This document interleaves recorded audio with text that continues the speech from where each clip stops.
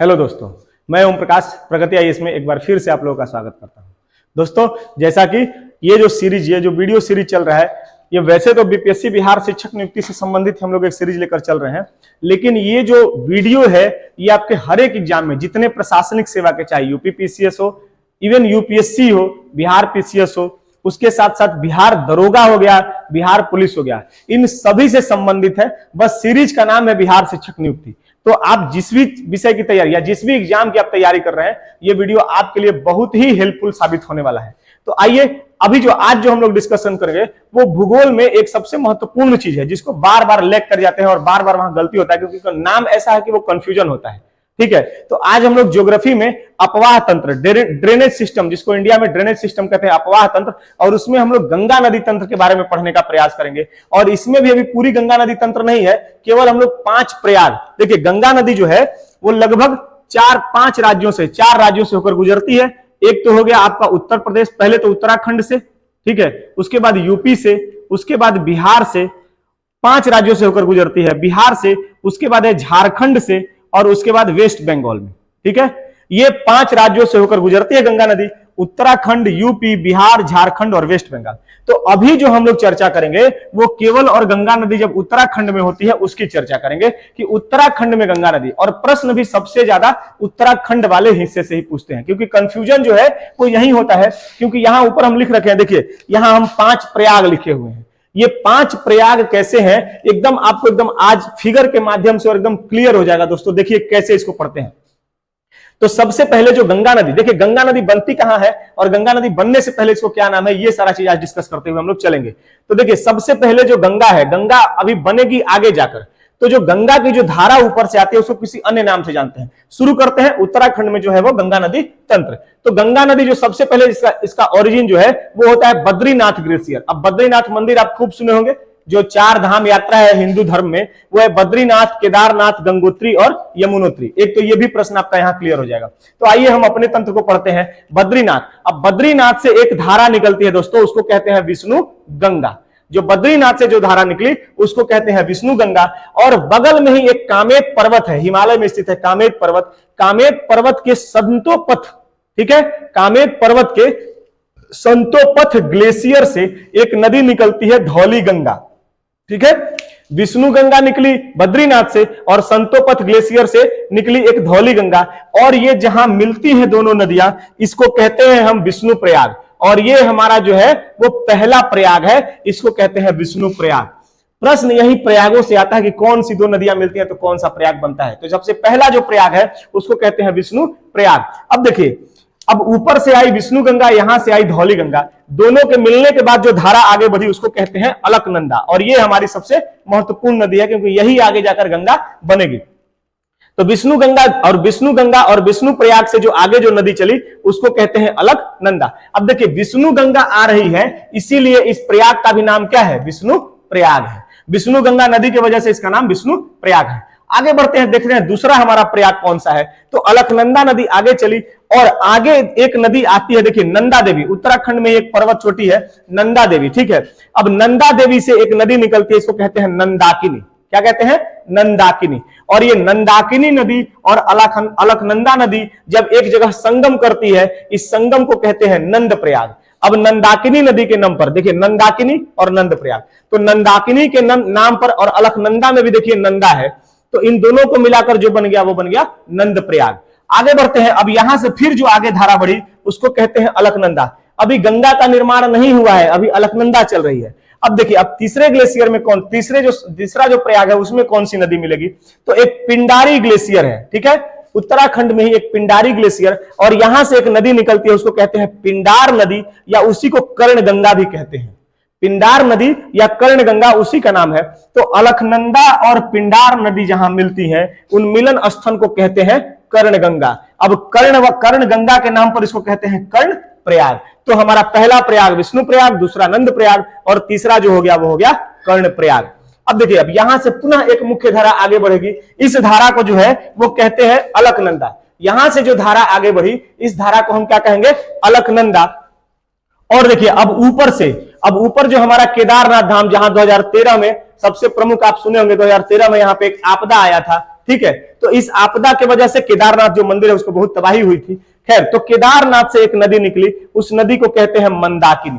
ठीक है, केदारनाथ मंदिर के बगल में ये नदी बहती है, मंदाकिनी नदी। और मंदाकिनी नदी और अलकनंदा नदी, ठीक है, मंदाकिनी नदी और अलकनंदा नदी जहां संगम करती हैं, इस जगह को कहते हैं रुद्रप्रयाग। क्योंकि मंदाकिनी का जो वेग होता है दोस्तों वो बहुत तेज है, एकदम रुद्र, मतलब वो एकदम जबरदस्त तरीके से आवाज शोर करते हुए आती है। ठीक है, उत्तराखंड में एक इसके लिए प्रचलित है, एक इसके लिए दंत कहानियां भी चलती है उत्तराखंड में, कि अलकनंदा को सास कहा गया है और मंदाकिनी को बहू की संज्ञा दी गई है। और बहू खूब गड़गड़ाते हुए आती है, खूब मतलब सॉरी नहीं, मंदाकिनी जो है वो बहू है, अलकनंदा सास है। और सास देखिए परिवार में कैसी होती है, एकदम कठोर होती है, वो किसी बात पे किसी को डांट देगी। और जो मंदाकिनी है वो एकदम शांत वेग से, एकदम शांति से आती है। और जब रुद्रप्रयाग में मिलती हैं तो इसका वेग जो है वो एकदम शांत हो जाता है और यहां से फिर वो आगे बढ़ती है। ठीक है, तो खैर अब मंदाकिनी और अलकनंदा जहां मिली, इस प्रयाग को कहते हैं रुद्रप्रयाग। अब देखिए, अब ये हमारा चौथा प्रयाग था। यहां से फिर जब आगे चलते हैं तो अभी भी गंगा का निर्माण नहीं हुआ है। अब पुनः यहां से जो अगली धारा चलेगी उसको कहते हैं अलकनंदा।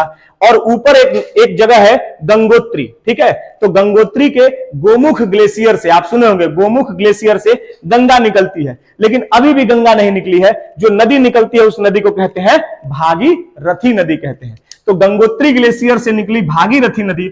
और देखिए यहां पे एक छोटा सा और बना दिया है, एक खतलिंग, बगल में एक खतलिंग ग्लेशियर है। ठीक है, खतलिंग ग्लेशियर से एक नदी निकलती है भिलांगाना। तो भिलांगाना और भागीरथी नदी के संगम पर एक डैम बना हुआ है दोस्तों, उसको कहते हैं टिहरी डैम, जो भारत का सबसे ऊंचाई पर स्थित डैम है। भारत का सबसे ऊंचाई पर स्थित जो डैम है उसको टिहरी बांध कहते हैं। और ऊपर से आगे रहती है भागीरथी नदी और यहां बगल से आती है भिलांगना नदी, और इन दोनों के संगम पर जो स्थित है उसी को कहते हैं टिहरी बांध। अब यहां से भागीरथी नीचे आई, यहां भी ये भी जो नदी है इसको भागीरथी ही कहते हैं, भागीरथी। ठीक है, तो ये जो नीचे नदी आई और यहां से फिर चौथे प्रयाग से आगे निकलकर अलकनंदा आती है, और दोनों जहां मिलती है उसको कहते हैं देव प्रयाग।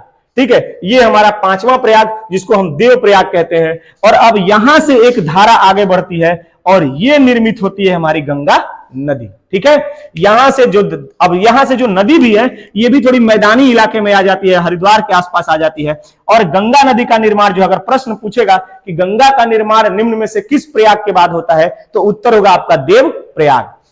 ठीक है, और यहां गंगा नदी का निर्माण होता है। और उसके बाद एक यमुनोत्री एक ग्लेशियर है, यमुनोत्री मंदिर भी है और उसको ग्लेशियर भी कहते हैं। यमुनोत्री ग्लेशियर से एक नदी निकलती है, आप जानते हैं, उसका नाम है यमुना। उसका नाम है यमुना। ये दिल्ली और आगरा से, इसकी किनारे दिल्ली शहर है और ताजमहल भी यमुना नदी के किनारे ही है। और यमुना नदी और गंगा नदी आपस में प्रयागराज में संगम करती हैं, यहीं इलाहाबाद में। और प्रयागराज में संगम करने के बाद जो मुख्य धारा है वो आगे गंगा के नाम से बढ़ती है और फिर वो उत्तर प्रदेश से निकलकर बिहार होते हुए पश्चिम बंगाल की खाड़ी में गिर जाती है। ये नदी बांग्लादेश में भी जाती है। तो अगले लेक्चर में बताएंगे कि आगे जो गंगा नदी का अपवाह तंत्र है, क्योंकि यहाँ बिहार में भी बहुत सारी नदियां गंगा में मिलती हैं, तो वो एक पूरा सिस्टम आपको बताएंगे। तो फिलहाल एक बार फिर से इसको रिपीट कर लेते हैं। देखिए क्या क्या मुख्य चीजें हैं। तो गंगा नदी पहले तो कितने राज्यों से बहती है, तो एक तो उत्तराखंड, उत्तर प्रदेश, बिहार, झारखंड और वेस्ट बंगाल से, 5 राज्यों से बहती है। इस ऊपर उत्तराखंड में इसके ऊपर 5 प्रयाग बने हुए हैं। इन 5 प्रयागों को एक बार देख लेते हैं। पहला प्रयाग जिसको कहते हैं विष्णु प्रयाग, ये विष्णु गंगा और धौली गंगा से मिलकर बनता है। उसके बाद अगला प्रयाग है वो नंद प्रयाग, ये अलकनंदा नदी और नंदाकिनी नदी के मिलने से बनता है। तीसरा प्रयाग जो है वो अलकनंदा नदी और कर्ण गंगा या पिंडार नदी के मिलने से बनता है, इसको कर्ण प्रयाग कहते हैं। अगला जो बनता है उसको कहते हैं रुद्र प्रयाग, ये मंदाकिनी नदी और अलकनंदा नदी के मिलने से बनता है। अगला जो है उसको कहते हैं भागीरथी नदी और अलकनंदा के मिलने से देव प्रयाग बनता है। और लास्ट में जो है वो प्रयागराज, जहां यमुना नदी और गंगा नदी मिलती है। याद रखिएगा गंगा नदी का निर्माण जो है वो देव प्रयाग के बाद होता है। ठीक है, टिहरी बांध भारत का सबसे ऊंचाई पर स्थित बांध है। ये खतलिंग ग्लेशियर से निकली हुई भिलांगाना नदी से बनता है। और 4 धाम आप यहां देख लीजिए, एक तो बद्रीनाथ, केदारनाथ, गंगोत्री और यमुनोत्री। वैसे तो 4 धाम अलग हैं, ठीक है, लेकिन वैसे व्यक्ति जो चारों पूरे देश में 4 जगह पर स्थित है, एक तो पुरी में स्थित है, एक रामेश्वरम में तमिलनाडु में स्थित है, एक द्वारिका गुजरात में स्थित है और एक उत्तराखंड में बद्रीनाथ है। अगर जो व्यक्ति इन चारों जगहों पे नहीं जा सकता, संसाधन जिसके पास कम है, वो अगर इन 4 जगहों का भी दर्शन कर लेता है तो उसको चारों धाम के यात्रा का ही सुख मिलता है। ठीक है, तो ये चारों धाम 5 प्रयाग और कुछ प्रमुख प्रमुख नदियों के नाम। इस तरीके से उत्तराखंड में गंगा नदी सिस्टम को हम समझने का और समझाने का प्रयास किया आप लोग को। उम्मीद है कि आप लोग को ये वीडियो पसंद आएगा। एक बार आप इसको जो देखिए, बहुत लोग पता चला है कि बहुत लोग लिख नहीं रहे हैं। आप इस वीडियो को अपने कॉपी पे इसी तरीके से नोट्स फॉर्म में बनाइए, तभी रिवीजन कर पाएंगे और तभी आपको एग्जाम में हेल्पफुल होगा। अगर यहां तक देख चुके हैं तो वीडियो को चैनल को सब्सक्राइब कीजिएगा, लाइक कीजिएगा, शेयर जरूर कीजिए, ज्यादा से ज्यादा शेयर कीजिए, तभी वीडियो आगे बढ़ेगा दोस्तों, चैनल आगे बढ़ेगा और मुझे भी मोटिवेशन मिलेगा कि ऐसे वीडियो हम लेकर आते रहे। और कमेंट कीजिएगा कि वीडियो कैसा लगा और किन टॉपिक्स पे आपको वीडियो चाहिए।